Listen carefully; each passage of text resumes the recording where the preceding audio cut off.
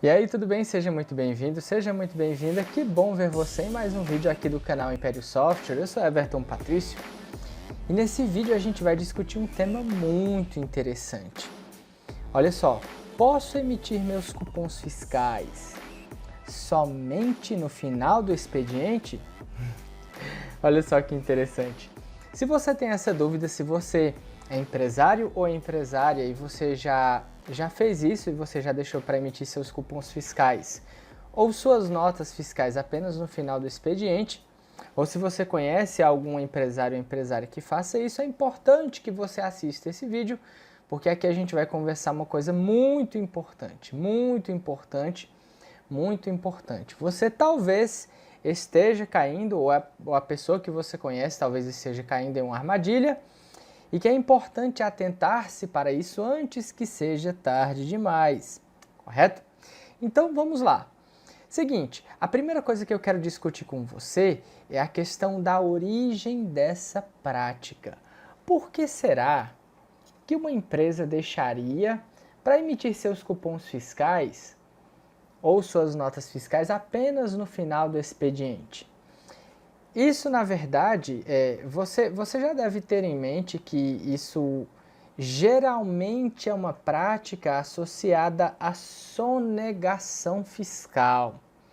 Você pode dizer assim, mas se o empresário ou a empresária deixa para emitir o cupom fiscal somente no final do expediente, é porque alguma coisa errada aí tem.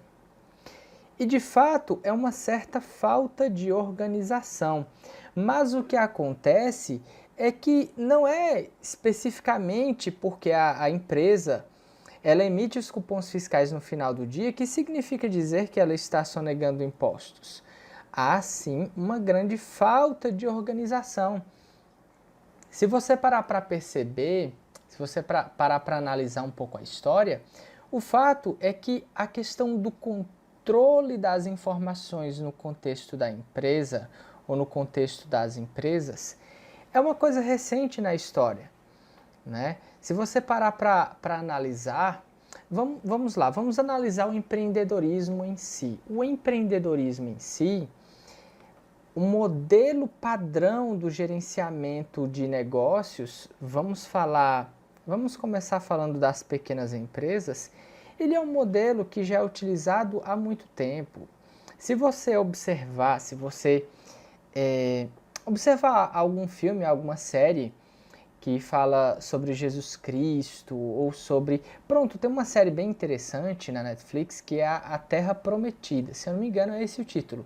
E fala de Josué, fala de Aruna e tal. E essa série, ela mostra a barraca do seu... Ixi, eu não tô lembrado não. Não tô lembrado não. Mas é uma barraca que ela vende tendas, vende tecidos e tal. É uma empresa já naquela época, muitos anos antes de Cristo.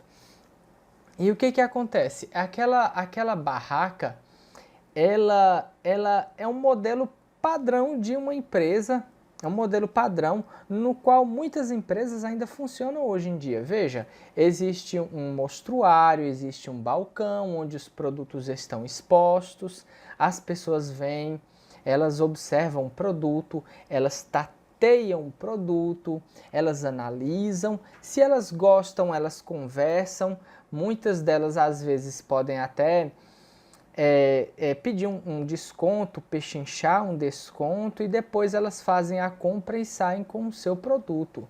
Então esse modelo de funcionamento de empresas, principalmente empresas pequenas, mas não somente empresas pequenas, ele já funciona assim há muitos, muitos anos, milênios inclusive. Então o que acontece?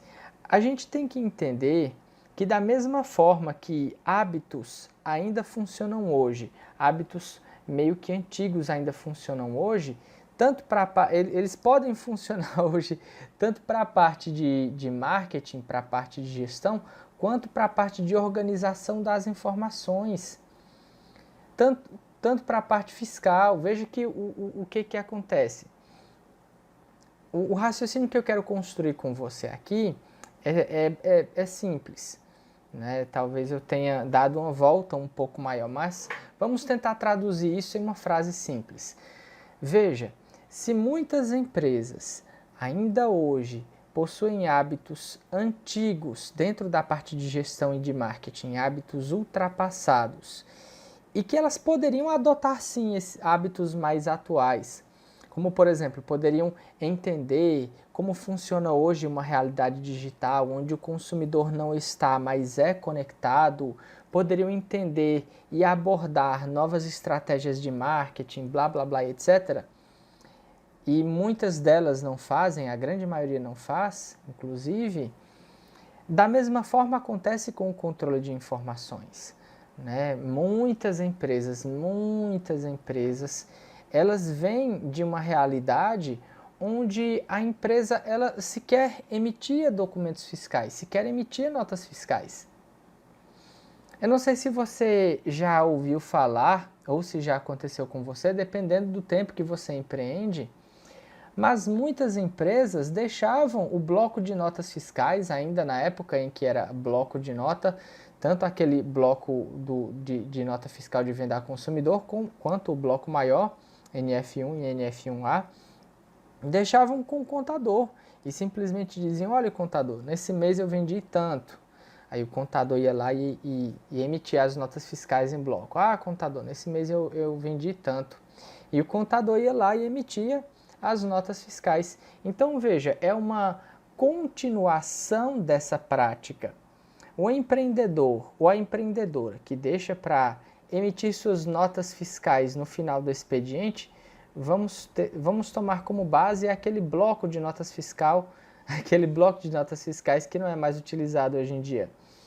Mas o empreendedor que na época do bloco de notas fiscais deixava para emitir suas notas fiscais no final do dia, ele simplesmente deu continuidade à prática que tinha com o seu escritório de contabilidade. O contador disse, olha, você tem que emitir agora no seu estabelecimento as notas fiscais, porque eu não posso emitir mais essa nota aqui. Ou então eu vou emitir aquela nota fiscal no bloco grande e você emite essa nota fiscal no bloco pequeno. Aí o que acontece? O empresário ou a empresária nunca se atentou para manter um controle das informações. Quando chegava no final do expediente, pegava e colocava lá diversos na nota fiscal. Colocava outros e colocava o valor total da venda do dia. Ou emitia 2, 3 notas fiscais e colocava o valor total da venda que foi realizada, das vendas que foram realizadas no dia inteiro. Então veja, isso é uma prática que não necessariamente significa dizer que a pessoa que pratica isso, ela está sonegando impostos. Mas o fato é que a pessoa que pratica isso, ela demonstra, ela detém uma certa falta de organização das informações. E a falta de organização das informações induz ao erro, induz à sonegação fiscal. Então vamos lá seguir em frente. Eu já comentei aqui sobre o fato de que a nota fiscal de venda ao consumidor modelo 2 você colocava lá, produtos diversos, até mesmo eu já vi contadores fazendo isso, colocava lá produtos diversos. Mas vamos lá. Depois a gente teve a transição da nota fiscal de venda a consumidor para o PAF-SCF. Você sabe o que é o PAF-SCF? PAF-SCF significa Programa Aplicativo Fiscal Emissor de Cupom Fiscal.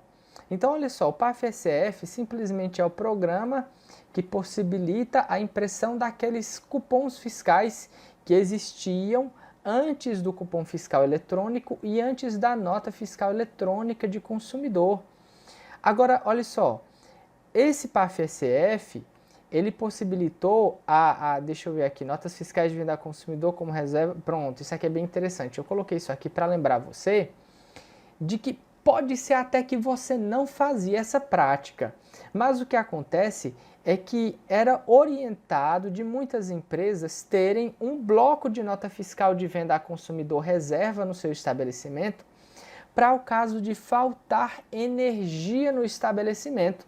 Então veja, você tem lá o programinha, você tem a máquina de emissão de cupons fiscais, a impressora de emissão de cupons fiscais, mas caso faltasse energia, você tinha que ter o bloco de notas fiscais de venda a consumidor, isso para que quando algum cliente fizesse uma compra, quando algum cliente, eu quero levar produto tal, para você não vender sem um documento fiscal, acompanhar aquela venda, você emitia essa nota fiscal manual para depois, quando voltasse a energia, você passar a dar baixa nesses produtos, a vender esses produtos através do cupom fiscal. Isso, inclusive, foi uma orientação dada por um dos representantes do fisco em uma palestra que eu fui. Né? Pode ser que outros representantes do fisco discordem. O fato é que se você se você perguntar uma mesma informação para 2 ou 3 pessoas, algumas vezes elas podem dar informações diferentes. Né? Outro dia a gente fala sobre isso. Mas o que acontece? Dando continuidade aqui no nosso raciocínio, todas as vendas realizadas por um programa aplicativo fiscal em que o cupom era impresso por um emissor de cupom fiscal, aquela impressora de cupons fiscais, essas vendas, os dados delas eram gravados somente na memória física local do equipamento. Então veja, o que eu quero refletir com você aqui nesse momento é que todas as vendas que você fazia em uma impressora de cupons fiscais, as informações dessas vendas, elas não eram encaminhadas de imediato para o fisco. E nem em um momento específico eram encaminhadas. Elas ficavam gravadas na memória do dispositivo para um dia, quando o fisco tivesse interesse ou fizesse a solicitação, você entregaria essa máquina para o fisco e ele ele conseguiria extrair as informações desse equipamento. Só lembrando que, inclusive, existiam 2 modelos de impressoras fiscais. Um modelo você tinha uma bobina dupla, onde à medida em que a bobina, o cupom fiscal a ser entregue para o cliente, ele saía para fora do equipamento, a versão do fisco ficava impressa por dentro do equipamento. Esse foi o primeiro modelo de impressora fiscal. O segundo modelo de impressora fiscal, ele substituiu essa bobina que ficava dentro do equipamento pela memória interna. Né? Acabei lembrando agora desse primeiro modelo e é bem interessante porque, assim, como você já deve saber, todos os documentos fiscais que circulam pela sua empresa, eles necessitam ficar. Você é obrigado a manter a guarda desses documentos por pelo menos 5 anos. Pelos últimos 5 anos. E o que acontece? Da mesma forma que você tinha que guardar as notas fiscais em bloco grande, você tinha que guardar essas bobinas que ficavam guardadas dentro das impressoras. E muitas vezes, quando o fisco solicitava essas bobinas,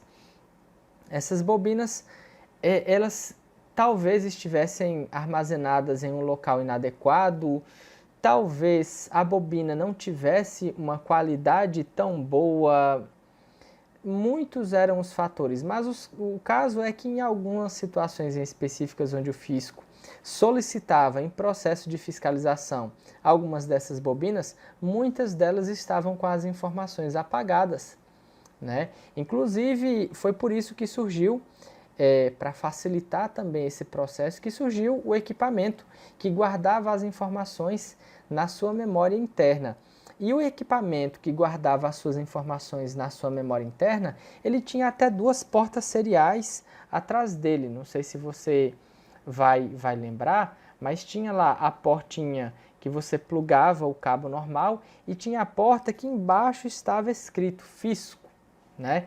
Então essa impressora era a impressora fiscal e veja que interessante, a forma que você tinha de comunicar ao fisco as vendas que você fez através dessa impressora eram através das informações da totalização das vendas que estavam presentes na redução Z. A redução Z era aquele relatório que você emitia todo final do dia, quando você ia fazer o fechamento do caixa. Tá lembrado que quando você fechava o caixa, a impressora ficava bloqueada até o dia seguinte? Então, você só podia fazer o fechamento do caixa quando você estava de fato fechando a empresa ou trocando de um turno para outro, no caso de sua empresa funcionar 24 horas por dia. Mas você tinha que emitir a redução Z, porque a somatória você pegaria no final do mês todas essas reduções Z, você juntava essas reduções Z e entregava para o seu contador, que ia fazer a somatória de todos os produtos que foram vendidos e que estavam presentes a informação nessa redução Z, para que ele pudesse calcular o total de vendas que você fez no mês, né? Não estou contando aqui as notas fiscais de venda nesse momento, mas ele iria pegar com base nas reduções Z, é claro que tem as notas fiscais também, como eu acabei de falar, ele ia calcular a somatória das vendas realizadas no mês para poder gerar um imposto a ser pago com um valor total que você deveria pagar de ICMS, por exemplo, certo? Bom, o que acontece? Eu quero te chamar a atenção porque o perigo não estava necessariamente aqui. A origem da mercadoria, a emissão da nota fiscal de venda a consumidor, modelo 2.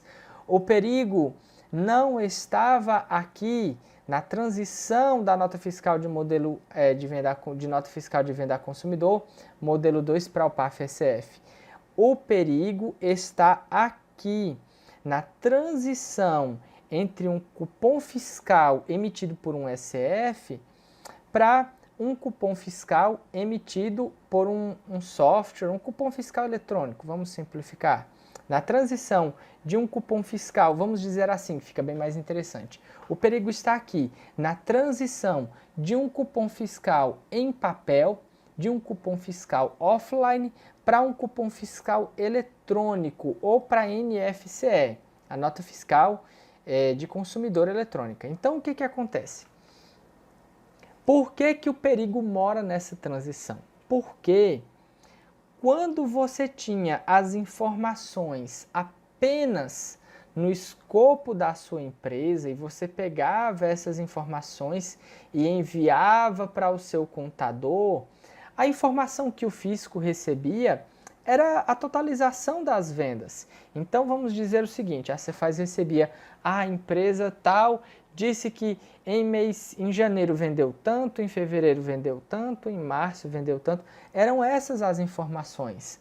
Baseando a nossa fala aqui nesse momento, nesses documentos fiscais que antes eram offline, certo? O fisco recebia a informação de totalização de vendas por mês. Porém, quando você sai de uma realidade em que os cupons fiscais, em que os documentos fiscais deixam de ser offline e passam a ser online, o primeiro perigo que aparece é que, na verdade, o fisco ele deixa de receber as informações apenas uma vez por mês e a única informação que ele recebia era o total de vendas que você fazia em um mês. E ele passa a receber informações diariamente. E ele recebe informações absolutamente detalhadas. Ele sabe qual produto você vendeu, ele sabe qual o código desse produto, ele sabe a descrição, ele sabe o preço unitário, ele sabe o desconto, ele sabe inclusive a data e a hora da venda. E não para por aí, ele sabe os detalhes de cada produto. Ele sabe o código NCM do produto, o código CST do produto, o código CFOP e por aí vai. Então veja, o complicado está em você levar uma cultura onde o seu trabalho era offline para um contexto em que o seu trabalho passa a ser online. Então veja, se você por acaso tinha o hábito aqui durante a nota fiscal de venda a consumidor modelo 2, de deixar para registrar suas vendas apenas no final do dia, ou mesmo registrar as suas vendas no final do mês. Isso existia e isso ainda existe hoje. Isso existia e ainda existe hoje. E você passa a emitir os cupons fiscais quando troca, quando passa a utilizar o SF, você passa a emitir os cupons fiscais apenas no final do dia ou apenas no final do mês. E você leva essa realidade aqui para um contexto onde o fisco recebe diariamente e ele recebe em tempo real praticamente os seus documentos. Você leva essa cultura para cá, o fisco ele vai saber que você está emitindo esses documentos fiscais apenas no final do dia ou apenas no final do mês. E novamente, o fato de você emitir os seus documentos fiscais no final do dia ou no final do mês não significa necessariamente que você está sonegando impostos. Isso tem um outro problema, né? O problema é que toda venda ela somente é legalizada a partir da existência de um documento fiscal. E toda venda, todo documento fiscal deve ser entregue ao seu cliente, ao seu comprador, ao camarada que comprou a mercadoria. Então, se eu estou no mercado, eu faço as minhas compras no mercado e eu saio do mercado sem o meu cupom fiscal, isso já é uma falha grave, isso já é um erro. Então, o que acontece? É um problema grave, inclusive, que a gente vai discutir em outro vídeo. Mas o contexto desse vídeo aqui é falar a respeito da sonegação de impostos, que é a falha mais grave. Veja, o fato de você emitir seus documentos fiscais apenas no final do expediente não é prova de que você está sonegando impostos. No entanto, isso é uma bandeira vermelha que você levanta para o fisco e você está dizendo o seguinte para o fisco: olha, fisco, eu não estou trabalhando como deveria, a minha empresa funciona o dia inteiro, mas eu só emito os meus documentos fiscais no final do dia, ou então só emito os meus documentos fiscais no final da semana, ou então somente no final do mês, e isso significa que eu tenho uma grande falta de organização no que diz respeito ao meu setor fiscal, às minhas informações fiscais, e isso significa dizer que se onde há falta de organização, possivelmente há, por conta dessa falta de organização, algum tipo de sonegação de impostos, então é provável que eu esteja sonegando impostos. Veja, isso acaba chamando a atenção do fisco para uma fiscalização. E o complicado que eu vejo de fiscalizações é que se você tem uma grande falta de controle nas informações, se você tem uma grande falta de organização nas informações, como eu acabei de dizer, talvez você esteja sonegando impostos mesmo sem saber. E a fiscalização, o processo de fiscalização, é um pente fino em que o fisco vai passar na sua empresa esse pente fino e vai identificar diversas irregularidades que talvez estejam acontecendo nela. E essas diversas irregularidades, que em outra ocasião não seriam descobertas pelo fisco, agora no processo de fiscalização serão descobertas e você vai ter inúmeros prejuízos. Você vai ter que pagar por esse erro, por essa falha, por essa sonegação fiscal, né? Eu gostaria de dizer também que a questão da sonegação fiscal ela é interessante porque ela pode acontecer de forma proposital e ela pode acontecer de forma não proposital. Quando ela acontece de forma proposital é porque o camarada ele sabe que aquilo é errado e ele decide de fato sonegar impostos porque, vai saber o motivo, né? Diversos são os motivos, diversas são as justificativas, Como por exemplo, os meus fornecedores, os meus concorrentes, todos eles sonegam, e se eu for fazer sonegação, se eu for trabalhar sem sonegar, o meu preço não fica competitivo e eu acabo fechando as portas.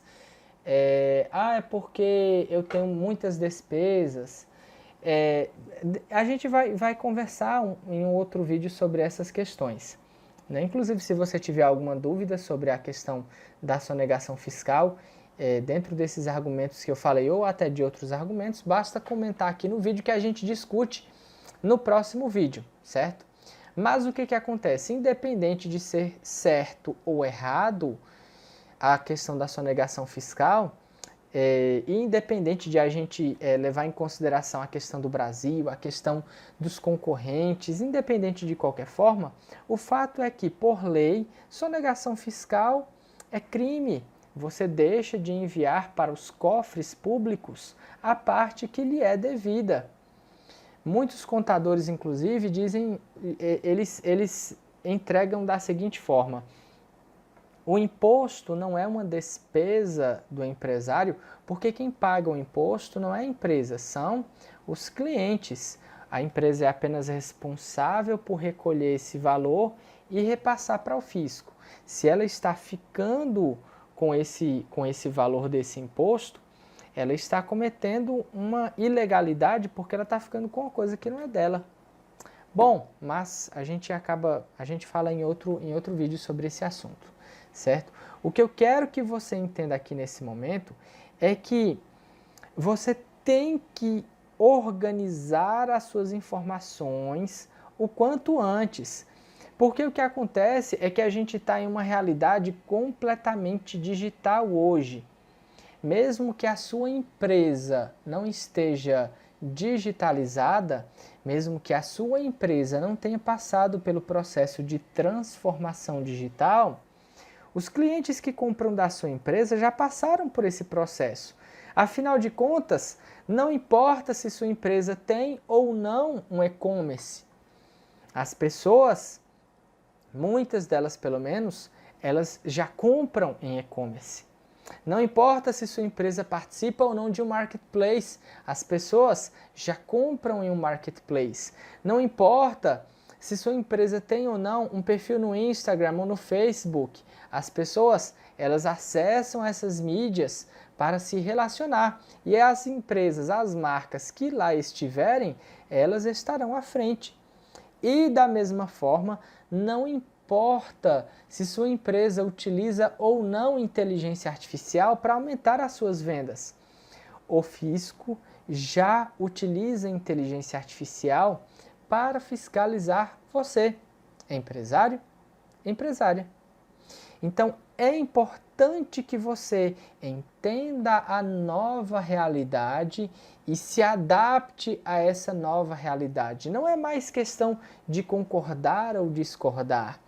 Não é mais questão de gostar ou não gostar. Você tem que se adaptar a essa nova realidade. Você tem que se adaptar a essa nova realidade. Veja bem, você não se adaptar à realidade digital no contexto de marketing e vendas faz com que você deixe de vender mais, faz com que você deixe de participar mais da vida dos seus clientes, faz com que você deixe de ser relevante cada dia mais, cada mês mais, cada ano mais, cada vez mais irrelevante você passa a ser para o cliente. E como consequência, você vai reduzindo a quantidade de vendas, reduzindo até fechar. Você não se adaptar a essa nova realidade no que diz respeito às informações fiscais, no que diz respeito ao contexto fiscal, ao contexto contábil, significa dizer que você vai continuar errando na inserção das suas informações nos seus documentos fiscais. Sempre que você for cadastrar um produto, você vai inserir erro. Sempre que você for lançar uma nota fiscal de entrada, você vai inserir erro. E sempre que você for fazer uma venda, você vai dizer ao fisco que você está errando. Você vai dizer ao fisco que você está errando. Veja, não existe mais espaço ou tempo para você concordar ou discordar, para você achar bom ou ruim. Ou você se adapta, ou você vai sofrer as consequências. E as consequências de não se adaptar ao contexto digital dentro do setor fiscal / contábil é que você vai ou pagar muito mais impostos que o necessário, ou você vai pagar muitas multas. Você hoje, se você não estiver adaptado, hoje você pode estar correndo risco diariamente de pagar multas ao fisco. Diariamente. E a questão da adaptação não é somente no que diz respeito a qual tecnologia você utiliza para emitir seus documentos fiscais, mas também a aprender a contabilidade fiscal básica. Veja que não interessa se você está utilizando um PAF-SCF, ou se você está utilizando um CFE, ou se você está utilizando um NFCE.